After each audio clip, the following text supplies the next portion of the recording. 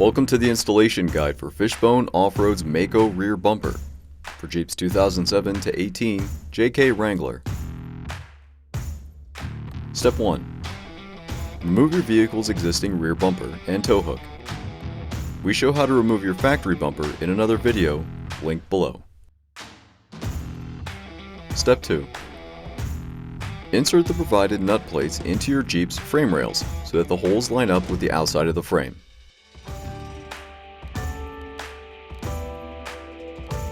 With the help of a second pair of hands, lift the bumper up to the frame of the Jeep.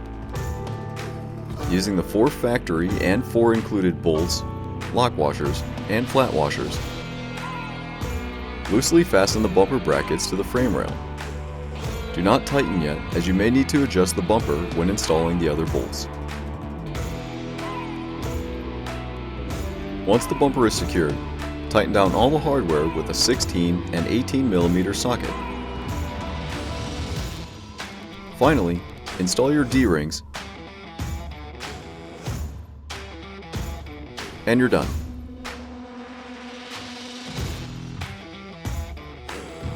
Enjoy your Fishbone Off-Road Mako rear bumper.